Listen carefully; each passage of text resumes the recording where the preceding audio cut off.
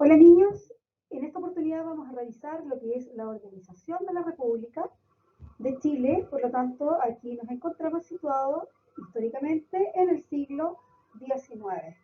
Clase preparada para los sextos años básicos por la profesora María Concepción. Durante este periodo también debemos considerar que Chile ya era una república independiente de la corona española. Por lo tanto, existieron diversos grupos con distintas ideas sobre cómo poder crear un orden republicano.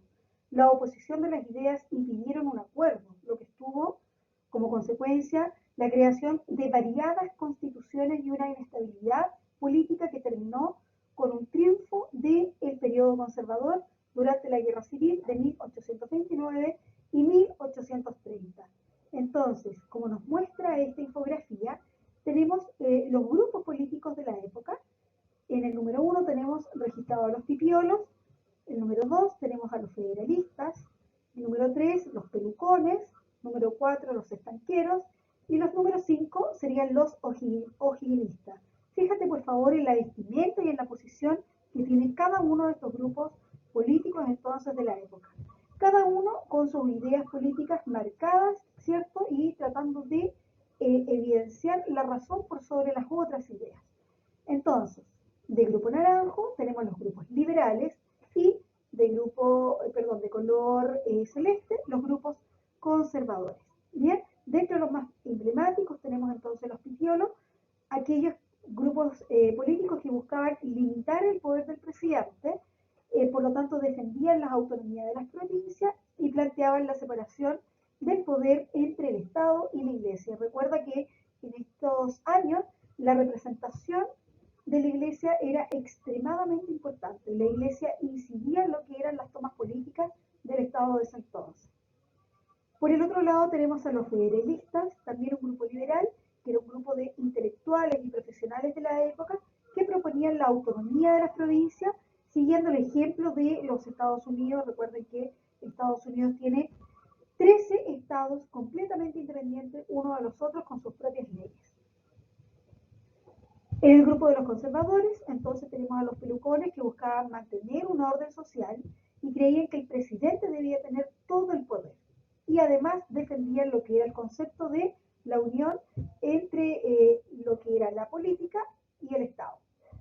Los estanqueros, en cambio, pertenecían a un grupo de comerciantes que ellos propiciaban el dinero en forma presente e importante para la política de ese entonces. Y los o'higginistas vendrían siendo como los viudos de O'Higgins, quienes ellos querían que Bernardo O'Higgins volviera entonces a Chile a recuperar su legado. En esa época tenemos que recordar que Bernardo O'Higgins se fue a vivir, ¿cierto? Se autoexilió a Perú, junto con su familia, obviamente. Ahora, ¿cuáles eran las ideas y las medidas que se caracterizaron durante el periodo conservador?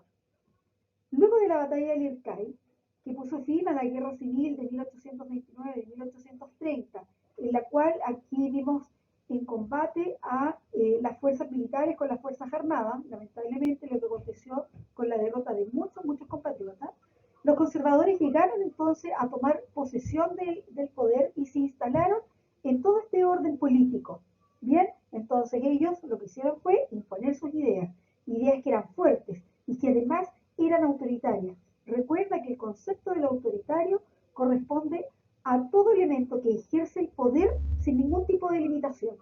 Ahora, ¿cuáles fueron las medidas que tomaron los conservadores para tratar de organizar el Estado?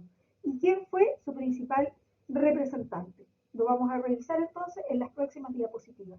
Y como indica el glosario, tener consideración en lo que es el concepto del autoritarismo, que ya lo hablamos, la ideología, que es un conjunto de ideas que caracterizan a las personas o a un grupo de personas, y el estanco, que es una cesión a la venta de un producto a un vendedor único. O sea, aquí estaríamos hablando respecto de lo que es el concepto único de la capitalización y que no estaría bien para un Estado que es incipiente, que está recién naciendo. Vamos a trabajar en la página 74 de tu libro. En la página 74 tenemos los 3 gobiernos conservadores. En tu cuaderno tú vas a indicar el nombre del presidente y las fechas durante las cuales estos gobiernos se desempeñaron. Vas a organizar la información que se presenta para cada uno de los presidentes y la vamos a dividir. ¿En qué ámbito estos presidentes trabajaron? Si trabajaron en el ámbito de lo político, lo educacional o lo territorial. A modo de ejemplo, entonces, tenemos uno de los primeros gobiernos conservadores fue de José Joaquín Prieto, quien gobernó entre los años 1831 y 1841, una característica de los gobiernos conservadores, que cada gobierno estuvo durante su mandato por un periodo de 10 años. Entonces, durante el gobierno de Prieto, tenemos la dirigencia de varios ministerios digo. Por lo tanto, ese elemento corresponde a lo político. La Constitución de 1833 también le correspondería al ámbito político. La guerra perú-boliviana también sería en el ámbito político, pero además lo tenemos en el ámbito territorial. Recuerden que acá Chile, luego de finalizar esta guerra del Pacífico, ¿cierto? Chile lo que logra es territorio, además de la adquisición de salitre, tema que vamos a revisar también en las próximas clases. Por último, el Ministerio de Justicia, que se crea bajo el gobierno de Prieto, también tiene un orden de lo político y la enseñanza e instrucción primaria, que correspondería al ámbito educacional. Lo mismo debes realizar a modo de estudio. Una manera de poder identificar los ámbitos de estos presidentes es identificar el nombre del presidente, que lo tenemos acá, los periodos de su gobierno, ¿bien? Y diferenciar el elemento que desarrolló o la idea que desarrolló este presidente e identificarlo en el ámbito político, educacional y territorial.